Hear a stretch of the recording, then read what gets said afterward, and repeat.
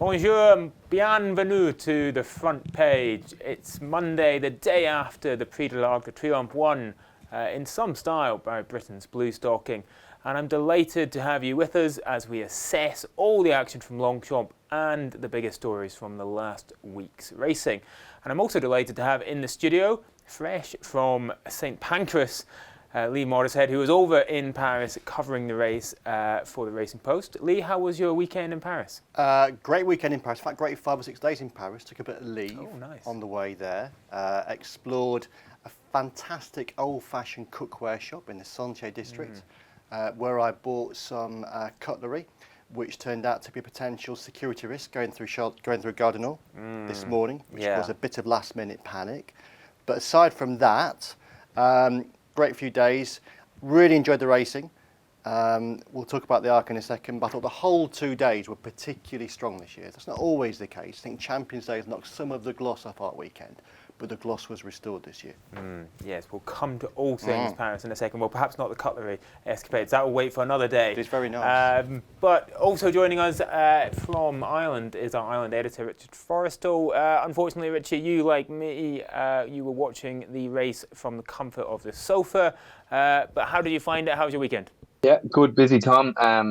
Lucky enough to be there the last couple of years, as you know. Didn't make it this year, and didn't watch it from the comfort of my sofa, unfortunately.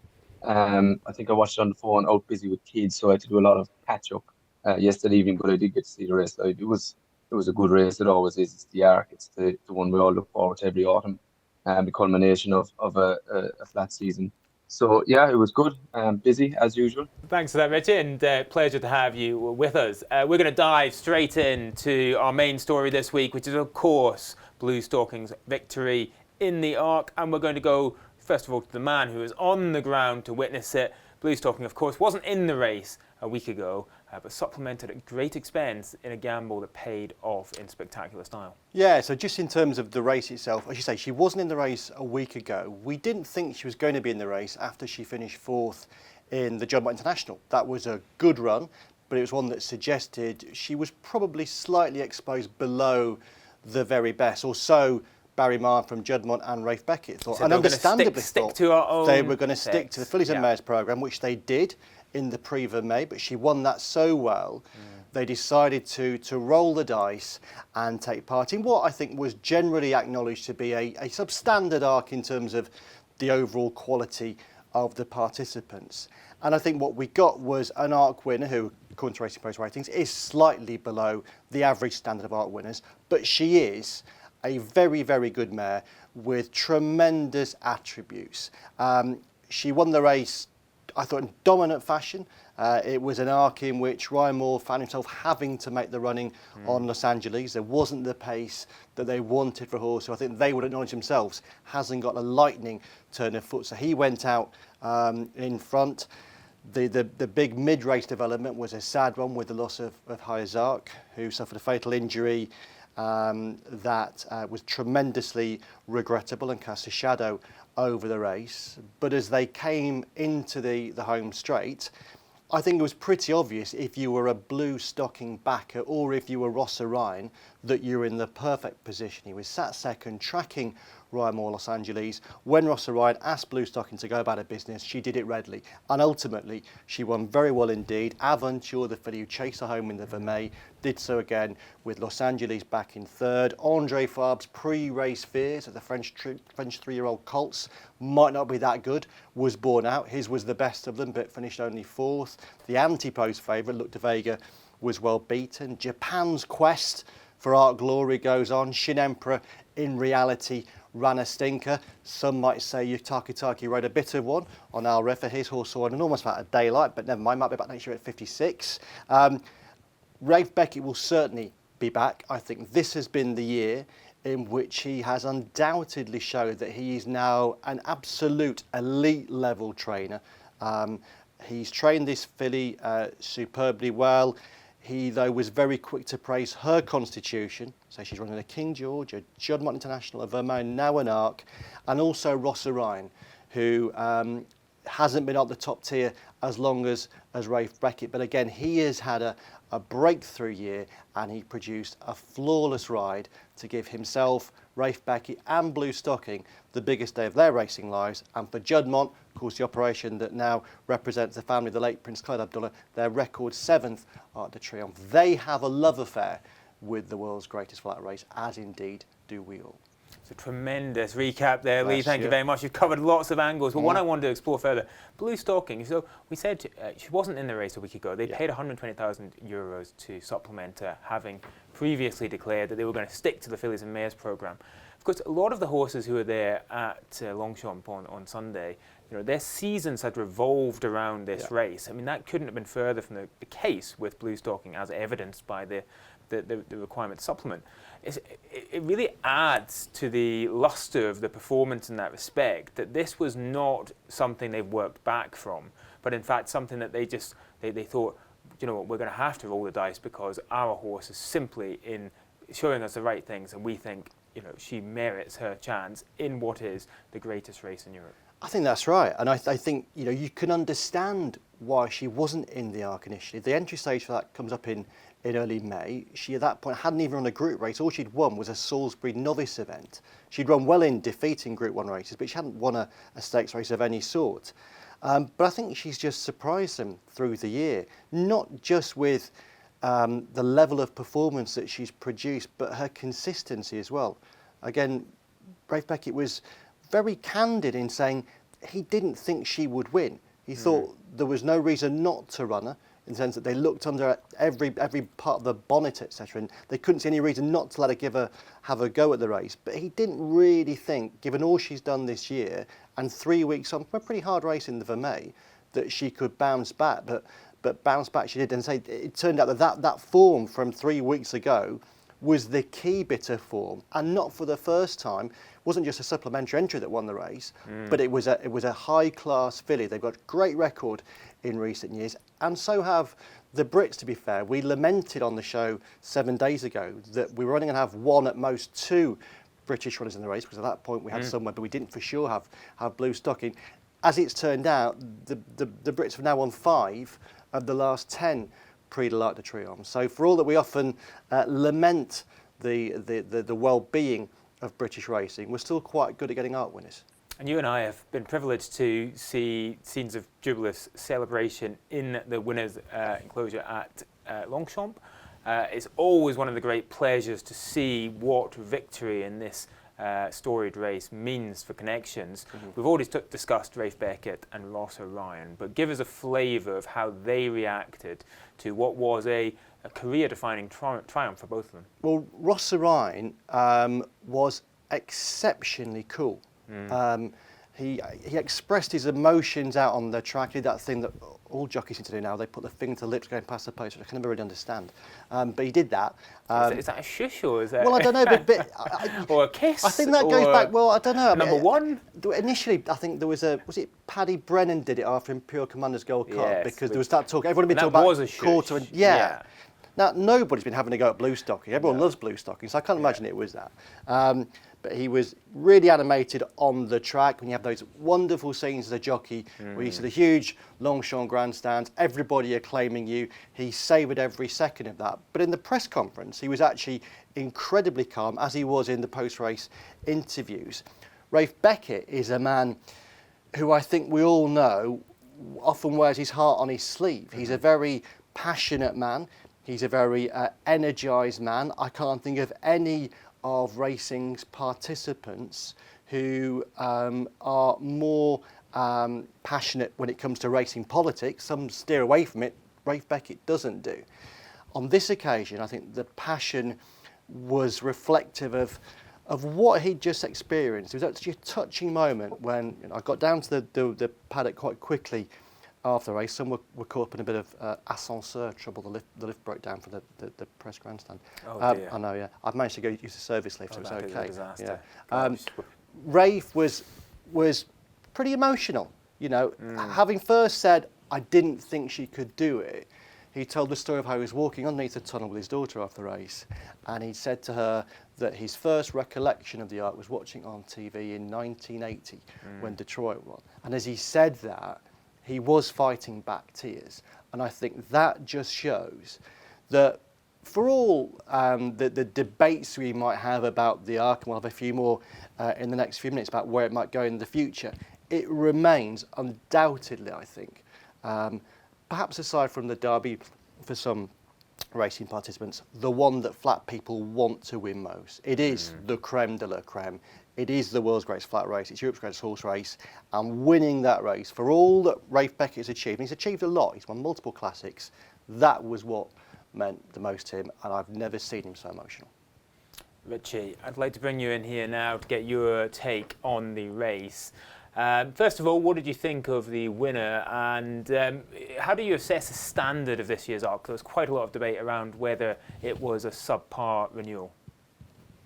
Yeah, well, I mean, I know, and there's the added debate then, of course, of the mares and gelding, or the geldings not being allowed, sorry. Look, she was a good winner. I mean, in a way, she's been the filly of the season. You know, she's after winning 3 Group 1s. You forget, like, people talk about the Vermeer or the Vermeer as a trial. That's a Group 1 as well, and she won that convincingly, and she won convincingly again on Sunday. There, you know, we talk about, you know, as analysts, you know, and commentators about maybe it being a bad Arc or a bad Gold Cup or whatever. You know, you try and win one, as they say. It's not easy to do. I think most of the best horses that wanted to be there were there. Augusta Rodin was never going. You know, I think if you go back to the spring, before the horse even ran this year, O'Brien and Coolmore had a route plotted out from that didn't include the Arc. Economics obviously had a campaign that didn't seem to have it on the agenda. He had a mid-season break, and he won the Champion Stakes, and he was excellent in that. And he's a 10 furlong horse at the moment. He looks like he'll stay further, but he hasn't run over further than 10 furlongs yet. So I mean, you know, and then you have the fact that she was supplemented ultimately, so that added to it. And she was one who should be there, and she was there. And I know there's a lot of talk about the geldings. I'd be inclined to think it should be left as it is. I don't think there's a whole lot wrong with it. I remember doing a column a few years ago when they were talking about moving the Arc, and I said it's about as close to perfection as we can get in the game. It's the one race that throws up a classic, if you like, every year, and I didn't think it should be moved at the time, and I don't think they should be opening it up to gelding. I don't think it's necessary. The race has served us well with brilliant champions over the last 100+ years. The talk obviously is about Goliath and Calandigan and so on, but I mean, I get it. You know, I can see why it's coming this year. Goliath won a King George. I understand that, and he wasn't there. And beat Bluestocking in the process. But those two horses have run 16 times between them, and they've won Group 1 to their name. Were they really that big a miss ultimately? You know, I would argue, you know, possibly. Look, they were a miss, but I would argue in the greatest scheme of things, you're not going to change the whole nature of the race on the basis of 1 year where it throws up a couple of good geldings. But yeah, great event yesterday. Superb for Russell Ryan. As Lee conveyed there, he's a tremendously cool young fella. Tore up the pony racing scene here for a few years before he went to England. And he's making a name for himself. You look at a rider like that with that sort of composure on the big day and that sort of cool head, and you know he's going to be a feature in these big races for years to come. And he's with Rafe Beckett, he's with a guy who you can see is starting to make a big impression consistently at this level. I remember talking to him last year after he was just beaten in the Arc with Westover, and he was gutted. Pleased to have seen the horse run so well again, but he was gutted to run into such a good horse in Ace Impact. But you look at the nature of the training ranks maybe in Britain at the moment. You have Michael Stout retiring, obviously you have the older brigade, your Goslings. I know Tate is stepping in there with William Haggis, but there is a kind of a transition. And at the front of that would be someone like Rafe Beckett. He's consistently bringing up these good horses now, and he delivers with them when he has them. So a good Arc. There's so much going on. Even it was straightforward. In a way, for Ross, the things just fell into place for him. If you're going to want to track someone in a race like that when you're a young fella at that level, Ryan Moore is the one. And he had decided they weren't going a proper gallop, and he picked it up, and Ross Ryan just followed him, and it fell into place nicely for him. But yeah, great race. Lee, there's a bit of an oddity before the Arc when we had a non-runner who was then not a non-runner because it turned out to be a non-runner. You had to pay 55,000 €55,000. Yeah. This was Fantastic Moon. Yeah. Tell us what happened. So the connections of Fantastic Moon had made clear all the way through the build-up that they would have concerns for him, for how well he'd be able to run if the ground was testing at Longchamp on Sunday. Scott Burton, our France correspondent, had spoken to us on Saturday, and they had given a penetrometer reading below which they would not be happy for him to take his chance. Sunday was a wet, dank, drizzly day in Paris. It was that rain that gets you wet without you realising, as my mother used to say. And about an hour or so before the race, we were told, or the owners announced on X, and then Scott was told by the owners that Fantastic Moon would not be running in the Arc de Triomphe. However, he hadn't officially been withdrawn at that stage. And it was put to the connections by France Gallo, French racing's governing body and regulator, that it wasn't as simple as just pulling him out. They produced a form that they would have to fill in to take him out of the race. And within that form, it was highlighted to them that there is a set percentage of a total prize fund that connections need to pay if they withdraw a horse from a race. And because the Arc is so valuable, the fine on this occasion would be €55,000. Now, no matter how wealthy you are, that can buy quite a few packs of cornflakes. And they decided in the end to let the horse run. They were told as well by the France Gallo stewards that not only should he be running, but that if he was running, he would have to be seen to run his merits too. They wouldn't be allowed to let the stalls open and let him doss around out the back. He would have to run his race. So it's a really interesting development, and there's that contrast between, again, what France Gallo could do as a governing body that has much more power than some of its European counterparts. There was that contrast between how non-runners are treated in some other jurisdictions.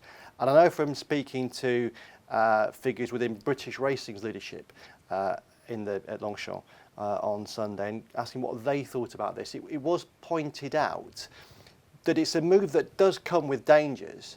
And they said, what happens if you, in effect, force a horse to run in those circumstances and the horse suffers a terrible injury? You're then leaving yourself open to accusations that the sport made that horse run and then this has happened to that horse. Now, that's obviously a real big what-if scenario. But I know it's something that would be in the back of the mind of some jurisdictions. But France Gallo have tremendous power, and they use that power to ensure that Fantastic Moon couldn't be taken out of the Arc at a whim.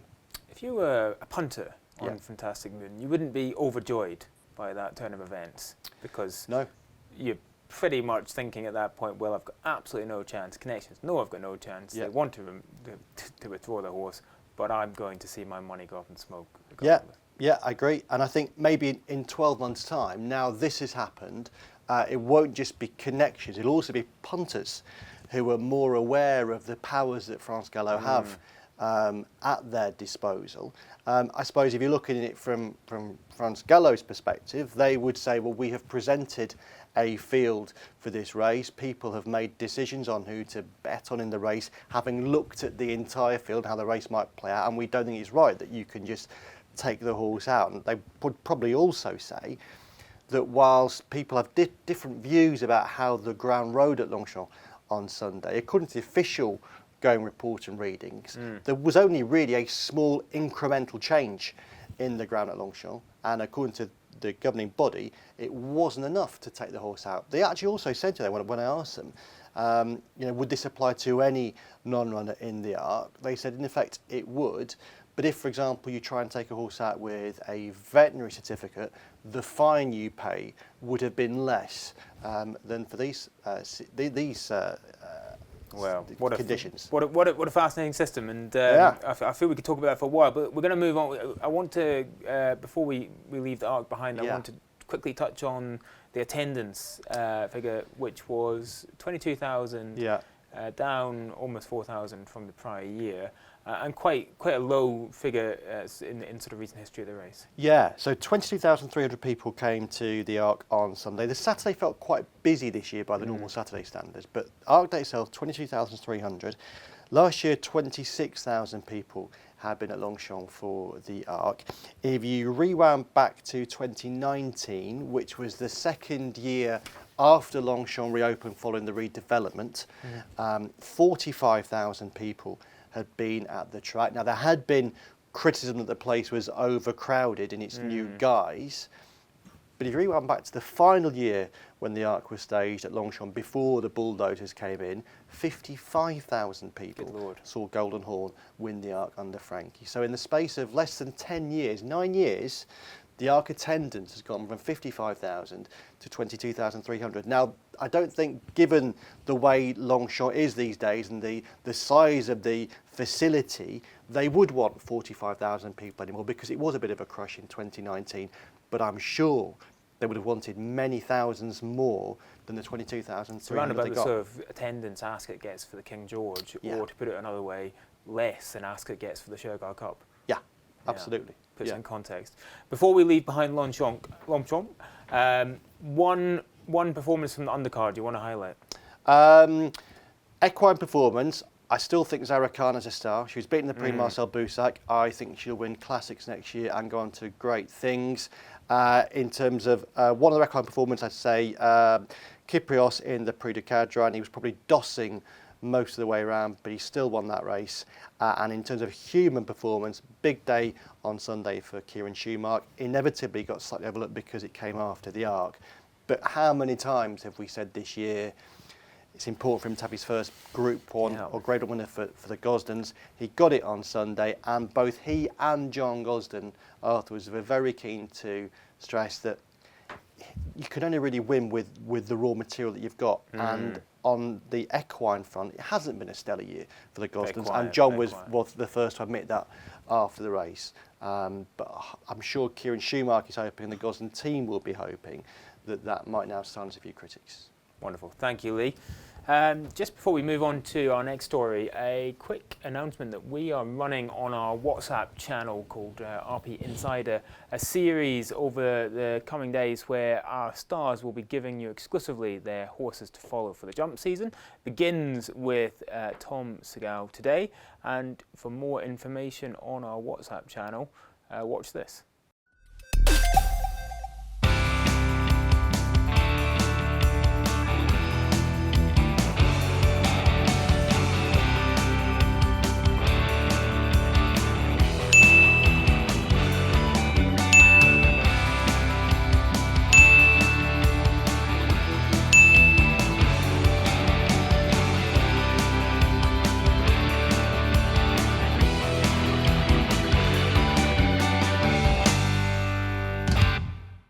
Welcome back.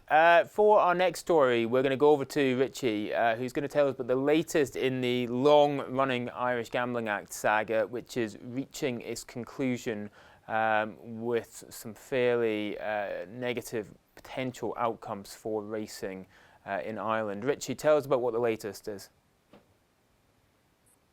Yeah, this is the gambling regulation bill, as you say, Tom. It's been moving its way through Parliament here, government buildings, over the past year or more, 18 months maybe at this stage. It moved into the Seanad, which is the upper house, in May, and it's been there over the last few months. It completed the committee stage on Wednesday, and now it moves into report stage, and it looks like it's going to be passed into law imminently. I noticed recently after the budget, when Micheál Martin, the second in command, was interviewed, one of the two things he mentioned, one of the two pieces of legislation he mentioned as potentially kind of holding up an immediate election, was the gambling bill. So it's high on their agenda, and anyone who has read kind of Conor Fennelly's coverage of this over the past 18 months or so would be aware of that, and aware that they are determined to get it through in its current format. And from a racing side of things, there has been kind of unanimous support for the review of these laws, as it were, but they haven't been touched for so long. But there is one element that has been problematic, and that is the gambling advertising watershed between I think it's 5:30 a.m. and 9 p.m. So broadcasters can't show gambling ads in that window. Now, for most broadcasters, it's not a problem. The one it is a problem for is the subscription channels. So we're talking here about Sky and Racing TV. And both initially suggested it would be unviable and would be very problematic. And then we had a slight curveball last week, when Sky confirmed that they basically have an Irish stream ready to go, that will adhere to all the various laws of the land. So I thought that was interesting because if you go, there's a broader context here of the media rights saga that went on last year when the Irish media rights were up for renewal, and we had RMG and SIS on one side, they're the rights holders as it is and as it was at the time, and we had ARC and Sky, trying to muscle back in on it again. And you've now got a situation basically where Sky have moved first and said, "Hey, look, we can do this. It's fine. We'll manage it." Now the existing contract runs until 2029, but it has kind of just put it up to RMG a bit, if you like. I don't know how it's going to transpire for them. They insist that they're not as big an entity, obviously, as Sky, and it's much more expensive and not as logistically straightforward for them to create an Irish stream or some version of an Irish stream separate to the existing one. They put a price tag of 2 million on it last year, and that they couldn't absorb that sort of extra expense. So, what happens next? It will be enacted in law, but it looks possibly this week over the next few days. There will probably then be a break because, as I understand it, the bookmakers will then have to be relicensed under the new law, and that will take time. Suzanne Eade of HRI said recently that she didn't expect anything to happen until 2026 ultimately, as in a material change. So there is a bit of a window there for Racing TV to get themselves sorted, but it's happening, so they will have to get themselves sorted. But I just thought the intervention of Sky, first up, they don't broadcast Irish racing, but they have tailored an Irish stream for it. I just thought it was interesting when you look at the broader context of the media rights landscape here and all the palaver of last year.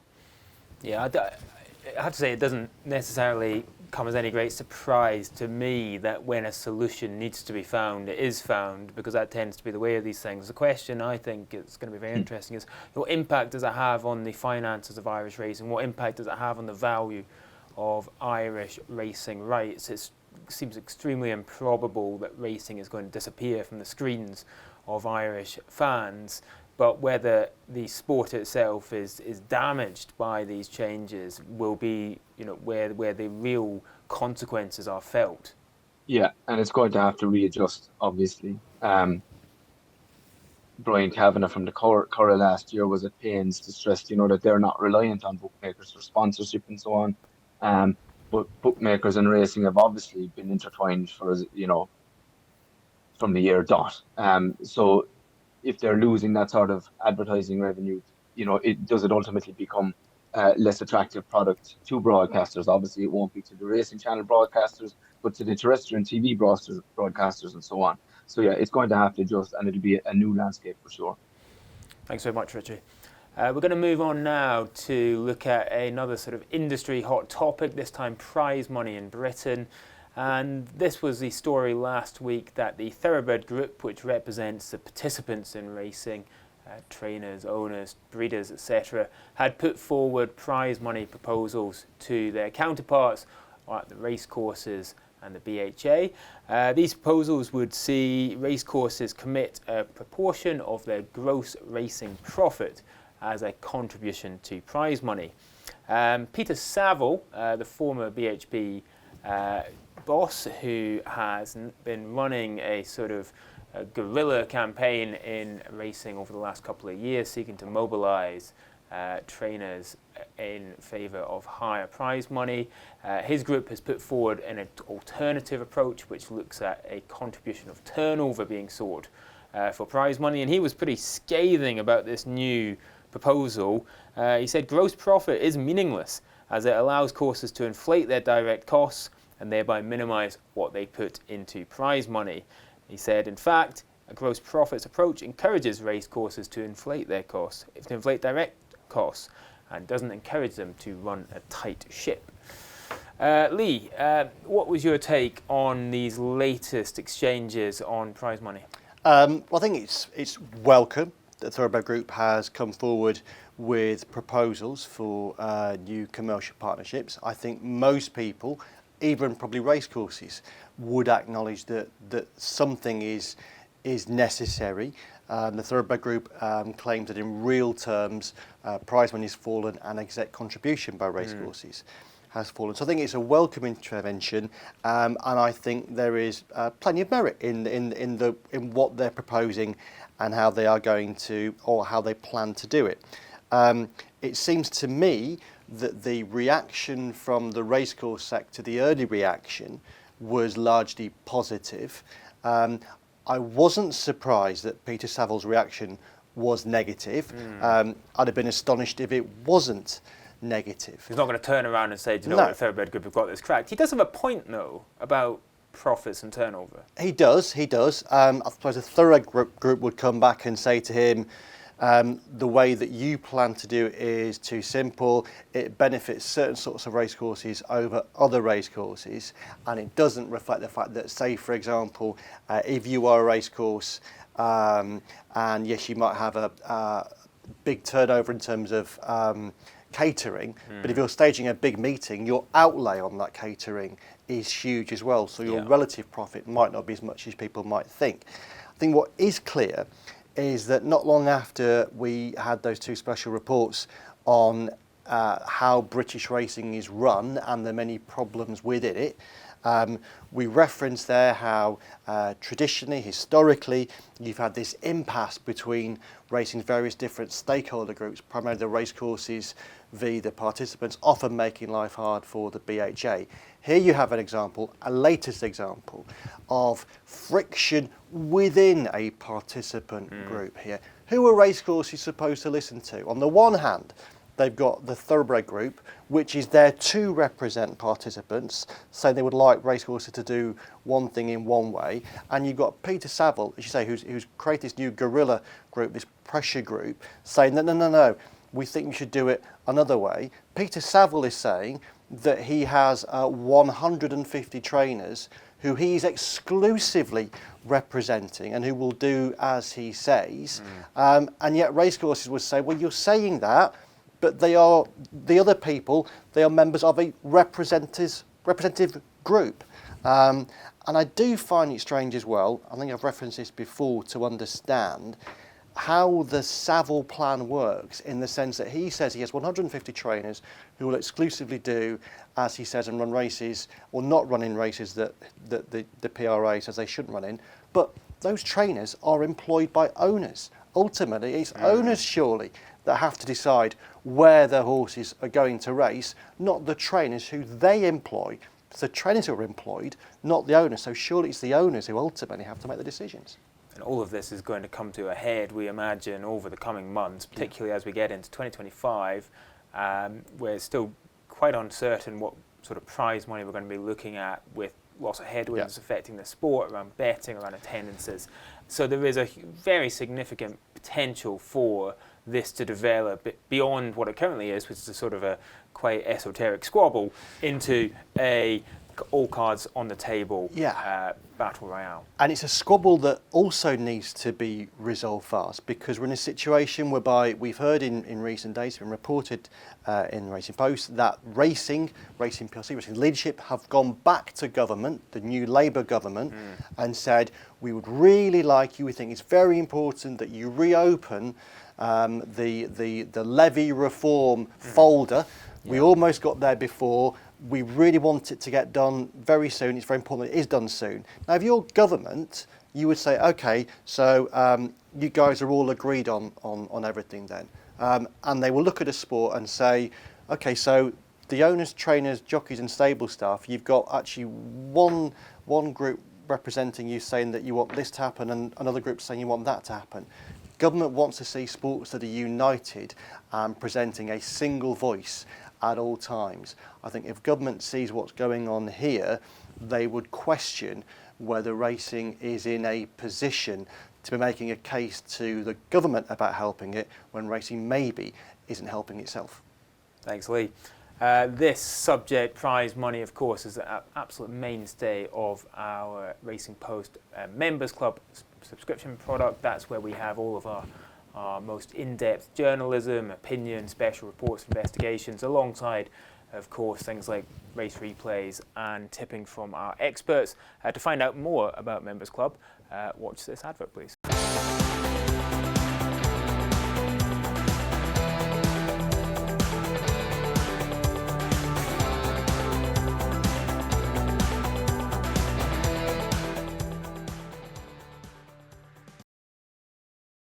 Welcome back. Final story this week, again sort of reflecting on one of the big talking points of every jumps year pretty much, which is the Grand National and whether it needs to change further. We had outgoing Jockey Club Chief Executive Nevin Truesdale speaking about this last week. He made quite a stir when he said that it is a race that we need to think about maintaining its acceptability to society. It's one of racing's great social assets, sporting assets rather, but he said they'd done polling around the public perception of the Grand National, which was worsening significantly, and that last year more than half of those asked said they felt the race was either cruel or fairly cruel, and he concluded if we want the race to be sustainable for the long term, we have to evolve alongside society's views.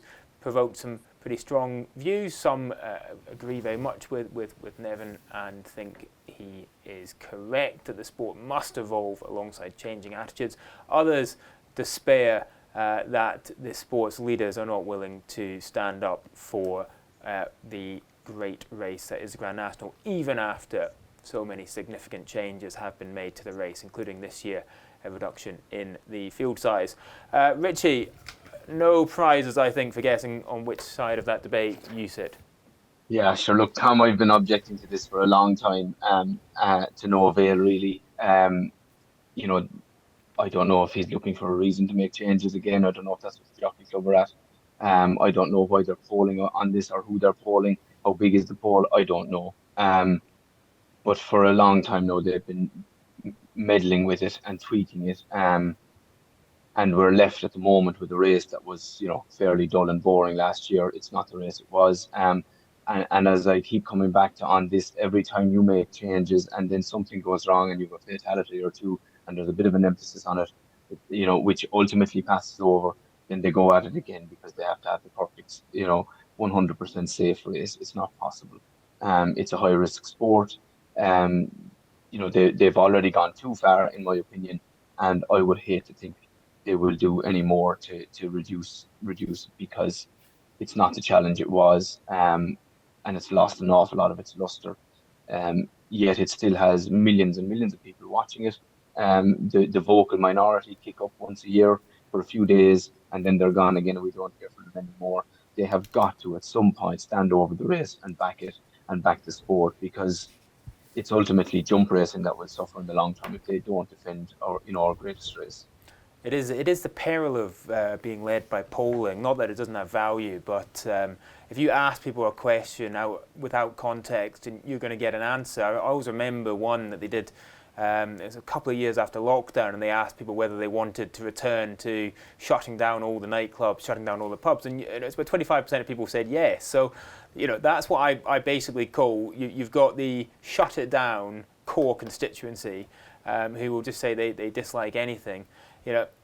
It is inevitable. You're going to get a response out of people. But what you don't get is any sense of how deeply held those views are and whether they're totally transitory or, in fact, something that people attach great significance to. Yeah, and I come back to the point I made at the start. I just wonder if they're looking for a particular answer or a route at this stage, because I don't know why they keep going at this. And it was strange that this came up last week in October. It would make you pull your hair out to be having this discussion, in the autumn before the jump season has even got underway, to think that they're going at it again, or they're looking for an excuse to go at it again, because that's what it's beginning to feel like. Well, of course, there'll be a new Jockey Club chief executive who'll be making any decisions around that. But we'll leave it there for this week. Thanks very much to my guests, Richard Forrestal and Lee Mottershead, for this whistle-stop trip around all the big racing stories from the last week, and of course a focus on the fantastic Prix de l'Arc de Triomphe. Thank you very much to yourself at home for tuning in, and please do join us again next week when we will have more debate and discussion on the biggest stories of racing. Until then, goodbye.